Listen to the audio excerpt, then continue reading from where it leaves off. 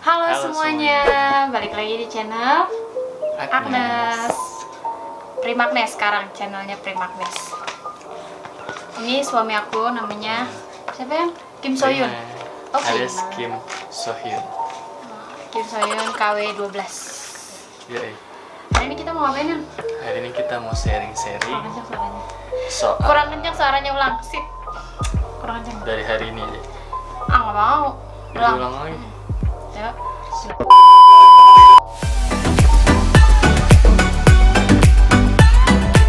Sekarang kita mau ngapain ya? Kita mau sharing-sharing soal promil kita. Kenapa kita sharing? Mungkin awalnya kita cerita dulu sebentar ya. Kenapa kita berdua mau sharing ini? Soalnya awalnya kita nggak mau orang tahu sih tentang promil kita ini, karena kan apa ya, ini termasuk yang apa sih? Bukan sensitif, lebih kayak ya udahlah Buat konsumsi buat pribadi konsumsi sebenarnya. pribadi aja. Terus kita punya penyakit apa, atau misalnya kita ngejalanin treatmentnya kayak gimana, tadinya mau buat pribadi aja ya. Betul. Cuman makin lama kan kita nikah udah setahun. Terus banyak yang bukan nyinyir sih sebenarnya, kayak nanya gitu, kok belum gitu segala macam. Sebenarnya agak ngeganggu dikit ya, cuman ya udahlah ya, diwajarin aja. Bukan diwajarin sih, lebih kayak ya udahlah, didoain aja buat orang-orang yang ngomong kayak gitu, biar paham juga kalau ternyata tuh Perjuangannya rasa- juga benar. berbeda-beda gitu kan dari tiap-tiap orang. Jadi kalau gue sendiri sih gue agak cuek sih orangnya. Cuma kan yang kepikiran biasanya cewek-cewek nih, terutama istri-istri. Teman-teman Ya, juga baper pasti lah. ngerasain yang pasangan baru kayak kita atau Udah ditanyain, misalnya baru sebulan baru 2 setahun bulan, gitu, maksudnya kayak nikah. biasanya kan 6 bulan, 3 bulan udah ada yang hamil gitu Iya. kan kalau pasangan baru nikah. Bahkan udah ada yang teman-teman kita yang barengan nikah bareng kita tuh udah ngelahirin kan. Betul. Ya awal-awalnya sih baper-baper gitu, cuman makin kesini kayak ya udahlah, masih rezeki mah udah, anak kan termasuk rezeki juga ya dari Allah. Jadi kita salah satu usahanya tuh yang kita cek gitu, ada apa sih sebenarnya sama kita berdua, kok sampai dengan setahun kita belum ada Belum ada gitu. juga. Sebenarnya kita ngecek kita sharing yang pertama kali dulu aja kali ya. Boleh. 6 bulan kalau nggak salah kita itu, 6 bulan pernikahan kita ke Rumah Sakit Harapan Bunda. Itu yang pertama kali sama dokter Bambang namanya. Dokternya itu bagus sih sebenarnya, kayak ngejelasin dari awal sampai akhir gitu. Cuman kita itu dikasih tahu ininya doang ya, Kayak infertility, gambaran umumnya tentang infertilitas atau yang disebut ketidaksuburan dari pria maupun wanita. Betul. Ada di bawah sini. Apanya di bawah sini? Intinya infertilitas itu kebagi atas 2, ada yang primer, ada yang sekunder. Nah kalau yang primer tuh kayak kita gini, baru nikah tapi belum punya anak sampai dengan 12 bulan itu kita belum punya anak. Jadi bisa dikategorikan kita tuh infertility Infertilitas. prima lagi, melaki gue yang namanya prima. Nah yang kedua infertility sekunder itu misalnya udah punya anak pertama, terus dia punya anak keduanya tuh agak susah. Agak sulit. Nah ya itu ya infertilitas sekunder. Nah, terus Sekunder. kita dijelasin ya. Sama dokter Bambang dengan Dijelas- lengkap, cepat secepat kilat. Ya dokternya ngomongnya cepet banget. Nah kita itu dibilangin kalau dia itu harus ke dokter andrologi ya, Andrologi kalau untuk ngecek cowok-cowok itu sperma. nama apa? Istilahnya bagian di kedokterannya andrologi, dan itu menurut dokter Bambang sangat jarang di Indonesia. Jadi Betul. itu tuh di Jakarta aja kalau info dari dokter Bambang cuma di rumah sakit apa namanya? Polri, rumah sakit Sebenarnya, Polri. iya. Dan itu katanya dokternya cuma satu. Namanya dokter Hermawan kalau nggak salah. Itu Cuma kita belum sampai ke cukup sana jarang sih kalau untuk dokter andrologi. Tapi kalau untuk dokter kandungan sendiri Nah kalau banyak. sebelumnya tadi dulu dia itu disuruh ngecek di andrologi. Kenapa? Buat dicek yang namanya varikokel. Jadi di Kayak tentang kesuburan prianya. testisnya itu ada apa Masalah. namanya, masalah kayak varises gitu atau enggak, kayak gitu-gitu ya. Nah cuman kita belum sampai tuh ke dokter Hermawan itu. Betul. Terus kalau di aku dijelasin Termasuk kesuburannya juga ya. Iya, Jadi kesuburan. kayak gerakan spermanya nanti kita jelasin lebih detailnya. Jadi tentang spermanya itu subur atau enggak, gerakannya cepat atau enggak, Ya, itu bergerak tes atau enggak, sperma. itu nanti Ya. kita jelasin lagi lebih detail di depan. Di depan. video tengah. lain kali. Di Hong Kong. Di Hong. Oke, lanjut. Aduh, gak jelas banget. Nih yang Terpotong kedua, ya, Bos. nggak usah lah buat jadi ini aja. Yang kedua, di khusus wanita itu dokter Bambang nyeritain step by stepnya. Pertama itu kita harus ngapain. Nah, dokter Bambang itu bagus sih, dia bilang Bagus, ya. kita harus ngecek lab dulu. Nah, labnya tuh di checklist sama dia, termasuk kayak torch, rubella, ACA. Yang awalnya aku nggak ngerti itu tuh apa sebenarnya. Cuman karena aku banyak nanya sama orang-orang yang udah sebelumnya berpengalaman, kayak dicek kita itu ada virusnya nggak, ada miomnya nggak, ada apa namanya alergi sperma nggak, kayak gitu-gitu. Nah, Dia ada penyakit apa di dalam tubuh kita melalui cek lab itu ya. betul. Setelah itu baru nanti yang namanya HSG, baru nanti kita promil USG transvaginal, HSG terus dan lain-lain lah. Pokoknya Itu ada banyak rangkaiannya. serangkaian step-stepnya kalau kita ngelakuin promil. Nah, terus karena kita cek di kita dari pulang dari situ ya, dari Harapan Bunda kita cek di Prodia harga dari labnya itu. Harga labnya. Ternyata lumayan Dan mahal. wow, sampai 5 juta nih. Kalau nggak salah 5 juta lebih. 5 juta. Bahkan temen aku ada yang 12 juta loh buat cek lab kayak gitu. Cuman karena awalnya mikir ya udahlah baru 6 bulan gitu ya Beb ya. Masih kayak yaudah Ya nanti lah bismillah sampai ada setahun alami gitu. lah gitu. Maksudnya Kita masih bisa coba alami. alami dulu. Terus Tuh. akhirnya sampai di 1 Juli kemarin 1 Juli kita nikah 6 Juli. Kita kan nikah 1 tahun maksud saya. 2000. Saya lagi. Hah? 6 Juli 2019 ya. Mm-mm. Lalu sebelum 6 Juli itu sebulan sebelumnya ya kalau nggak salah ya. Apanya?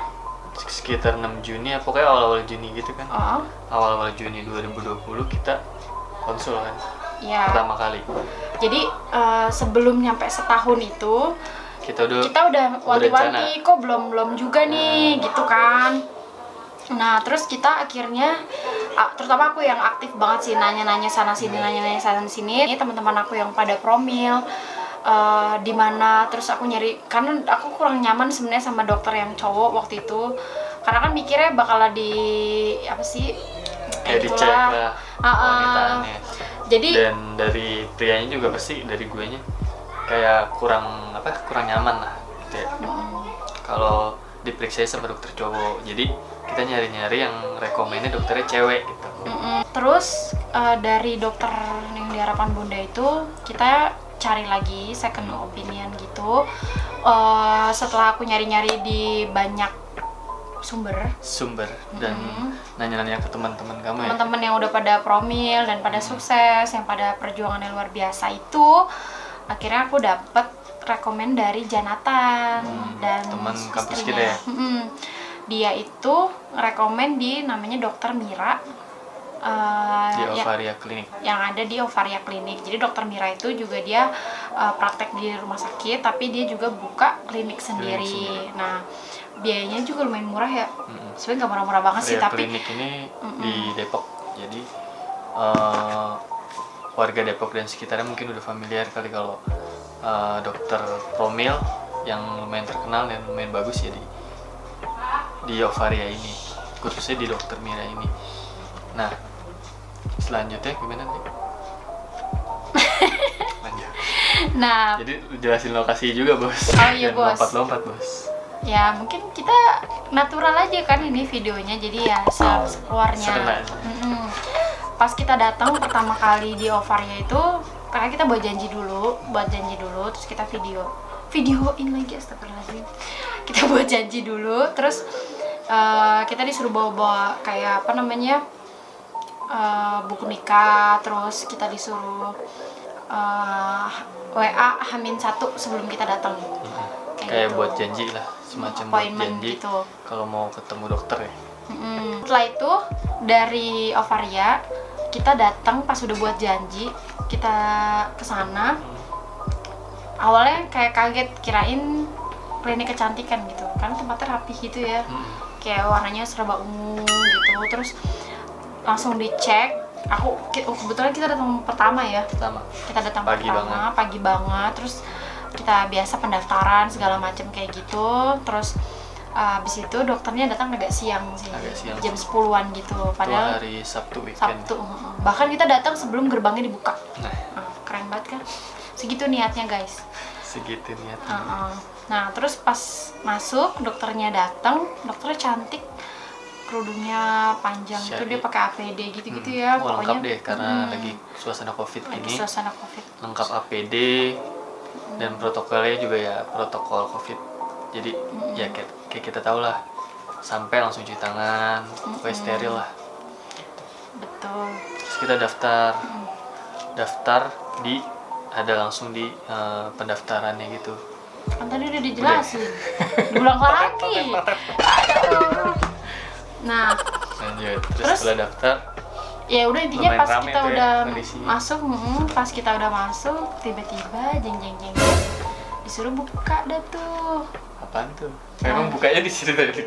Enggak, maksudnya Jadi USG ininya, transvaginal. Aku belum pernah loh. Maksudnya aku biasanya USG perut, ya kan, belum pernah. Baru pertama kali USG dari bawah, yaitu transvaginal. Mungkin banyak juga perempuan di sana yang nggak tahu USG transvaginal itu kayak gimana.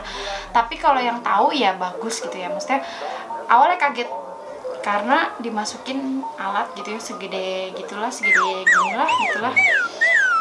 Masuk ke dalam vagina kita, tuh dicek gitu kan. Mungkin kalau yang belum pernah kayak agak kaget lah awalnya gitu yang. Jadi suami aku nunggu di depan deket dokternya, aku di samping sama susternya sama dokternya. Pas dimasukin jeng ternyata ada sesuatu gitu yang dokter bilang kayaknya ini polip.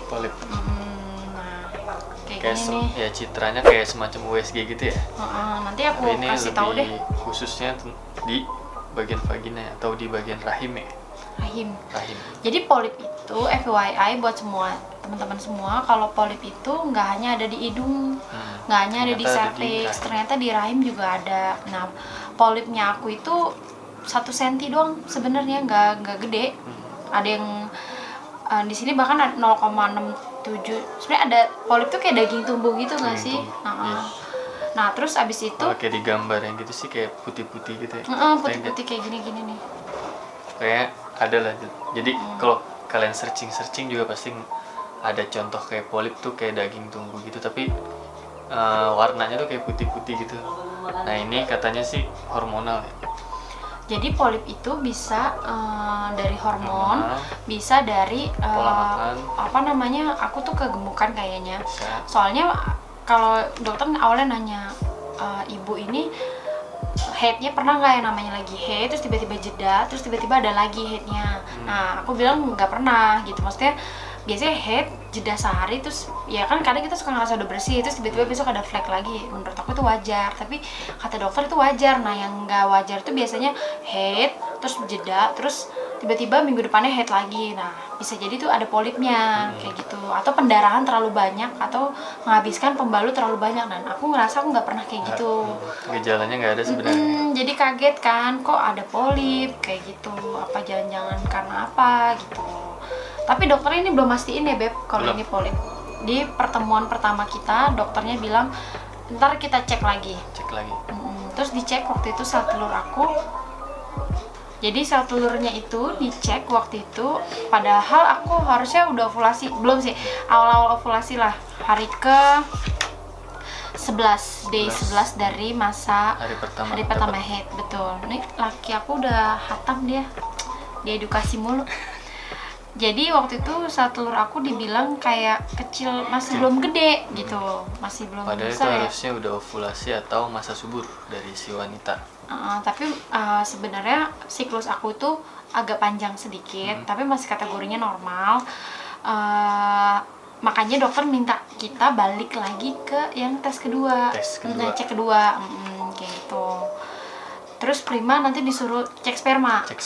Nah, jadi berbarengan antara cek aku mastiin polip sama sel telur, dan dia cek sperma.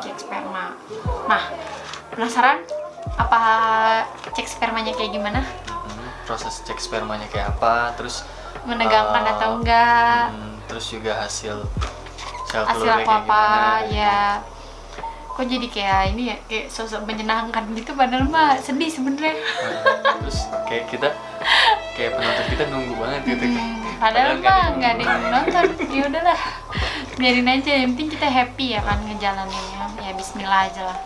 Oke, karena takut kepanjangan, jadi kita bagi ke beberapa part. part nantinya. Moga-moga bermanfaat ya. Bermanfaat buat teman-teman yang lagi berjuang Berjuang. buat mendapatkan momongan Garis 2. atau pejuang garis 2 ya. Yoi. Yoi. Dadah. Oke. Sampai jumpa. Sampai jumpa di video berikutnya.